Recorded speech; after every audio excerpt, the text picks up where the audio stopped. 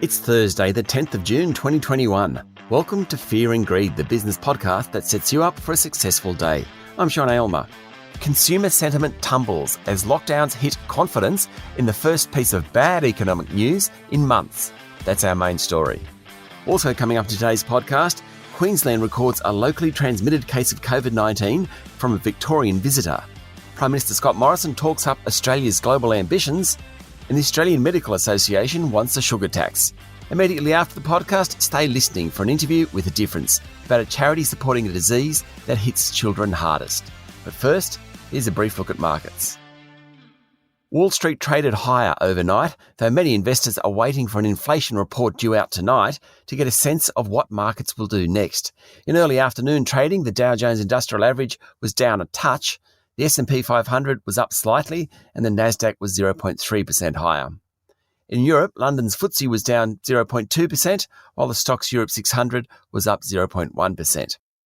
The S&P ASX 200 closed down 0.3% to 7,270 points yesterday, after earlier in the session rising sharply.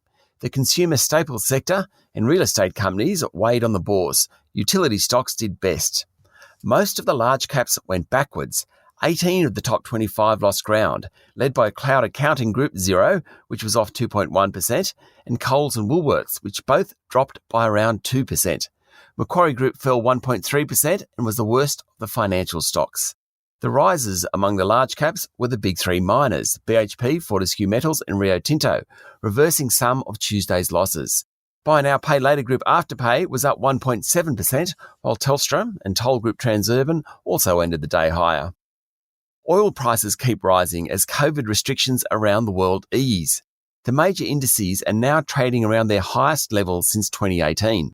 The success of the vaccine rollout in the United States is particularly significant to demand for oil. US drivers account for about 44% of all oil used in that country. Across the globe, the percentage of oil used to power vehicles is around 33%.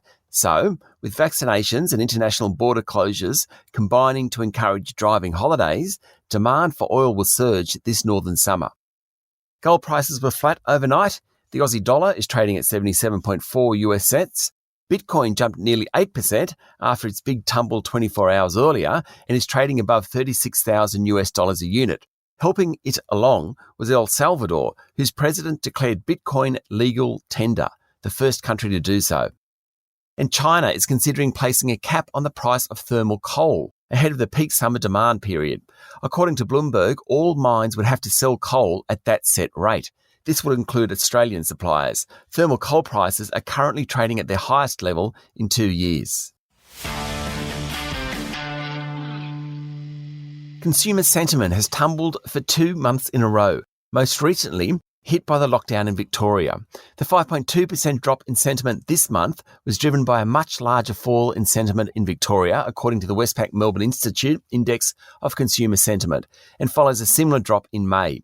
The overall index is still up more than 14% on 12 months ago, when the country was emerging from a round of lockdowns, and there are still more optimists than pessimists.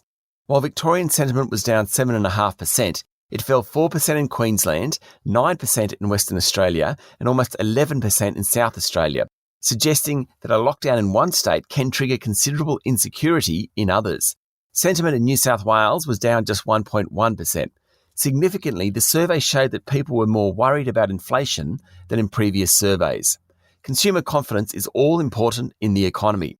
Happy consumers spend money, and that makes the economy go round. Consumption is about 2/3 of total economic activity, easily the biggest part of the market. The Consumer Sentiment Index is one of the few negative bits of economic news over the past week. Ever since the March quarter economic growth rate printed at 1.8% a week ago, the economic story had been positive. Figures show that new housing loan commitments surged, business spending plans have increased as conditions hit record levels, S&P Global Ratings confirmed Australia's AAA rating. Federal Treasurer Josh Frydenberg talked about the economy, saying debt levels were relatively low compared to other industrialised countries. All the good news triggered growth upgrades by National Australia Bank and Westpac yesterday. NAB expects the year average in 2021 to be 5.1%. Westpac has lifted its forecast from 4.5% to 4.8% for the year. In a moment, the rest of the news you need to know this morning.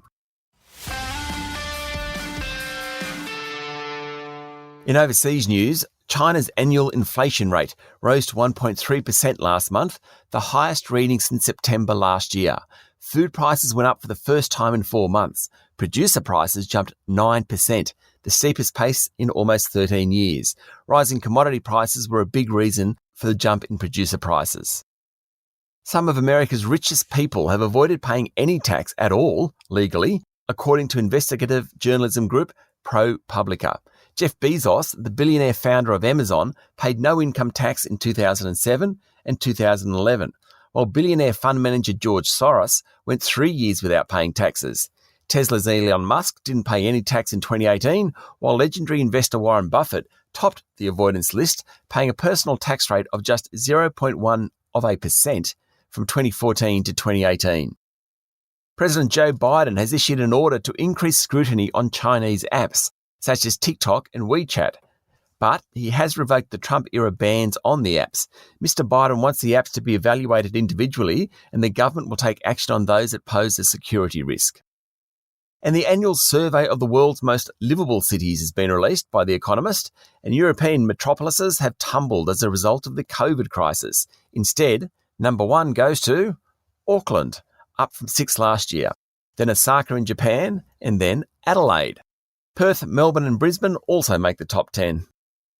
Locally, a Victorian woman who drove to Queensland via regional New South Wales has tested positive for COVID-19, triggering the announcement of a number of hotspots in the Sunshine State and New South Wales. There was just one community-transmitted case of COVID in Victoria yesterday. Authorities said Victorians will exit the hard COVID-19 lockdown later tonight, although some restrictions on travel and gatherings will remain for another week. People must stay within 25 kilometres of their home. Prime Minister Scott Morrison jets off to Singapore today and then on to Cornwall in England for the Group of 7 meeting. Yesterday, in a major foreign policy speech, the PM said he wanted to support open economies, build sovereign capacity, business growth and prove liberal democracies work. He said Australia deserved an invitation to the G7 meetings, which is made up of the US, UK, Japan, France, Germany, Italy and Canada, because of the positive solutions we can contribute, and he was looking forward to his first face-to-face meeting with US President Joe Biden. The Prime Minister said he was looking forward to discussions on climate change, notwithstanding global leaders have called on Australia to set emissions targets. Mr Morrison said the country was well on the way to beat its Paris commitments, which will see emissions per capita fall by almost half. He also said it was important to get a reliable supply chain of vaccines to nations in the region. But undoubtedly the big topic at the G7 this weekend will be China. It was hoped that the trip would also include the signing of a free trade deal between the UK and Australia, though that is in doubt as negotiations over agriculture and labour mobility continue. Meanwhile, Japan has backed Australia in its battle against Chinese economic coercion after a meeting between the two nations' foreign and defence ministers. The communiqué from the meeting opened the way for greater intelligence sharing between the two countries and was critical of China over territorial disputes in the East and South China Seas.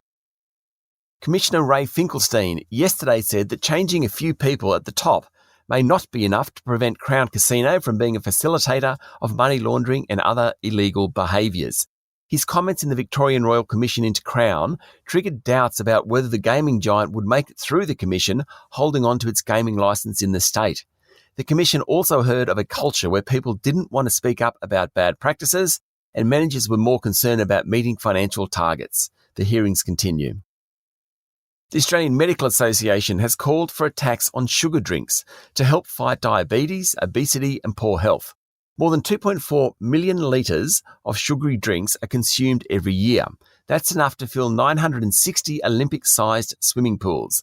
They have little or no nutritional value, and a tax is needed to disincentivise their consumption. The AMA Federal President Omar Khorshid said a tax that increased the price of sugary drinks by 20% would, over a 25-year period, result in 16,000 fewer cases of type 2 diabetes, 4,400 fewer cases of heart disease, and 1,100 fewer cases of stroke.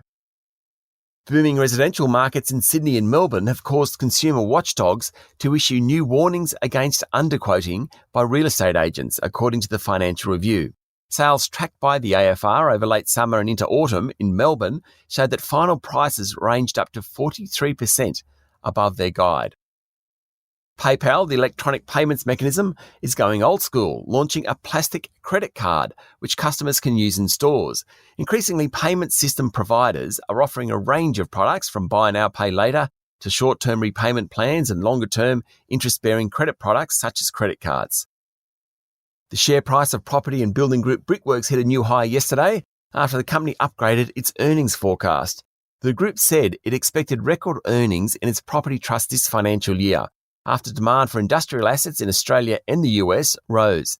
It was also experiencing robust activity in its building products business in the two countries. Brickworks' share price closed yesterday up more than 11%. Earlier in the week, Austrac warned National Australia Bank that it had serious concerns about its compliance with the law. The financial regulator was alarmed about customer identification procedures and ongoing customer due diligence. Yesterday, NAB said it had hired the former chief executive of Austrac, Paul Jevtovic, to boost its compliance regime. According to media reports, the bank has also launched a project with consultants Accenture to fix long-standing problems with anti-money laundering compliance. The number of people holding a second job rose during the March quarter. Around 6.3% of workers now have two jobs. The largest increase was in the administrative and support services industry, according to Bureau of Statistics.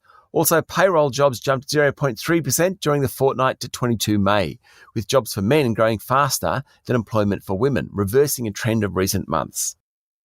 And finally, Regional Express said it won't break even this financial year because of the shutdown in Victoria. The regional airline, taking on Qantas and Virgin in some of the capital city routes, now expects to make a $15 million loss for the year. In the daily interview today, something a little different. This year, Fear and Greed is supporting the JDRF Giving Day. That's the charity formerly known as the Juvenile Diabetes Research Foundation. We're talking to JDRF Australia Chief Executive Mike Wilson about the fight against type 1 diabetes, a disease that's mostly diagnosed in children and means a lifetime of injections before every single meal. But there's also a great deal of hope because of the incredible work being done by JDRF, a charity that relies on the support of corporate Australia and generous individuals willing to help out. It's a cause we're very happy to get behind with a daily interview, up next in the Fear and Greed playlist. It's Thursday, the 10th of June 2021. I'm Sean Aylmer, and that was Fear and Greed. Enjoy your day.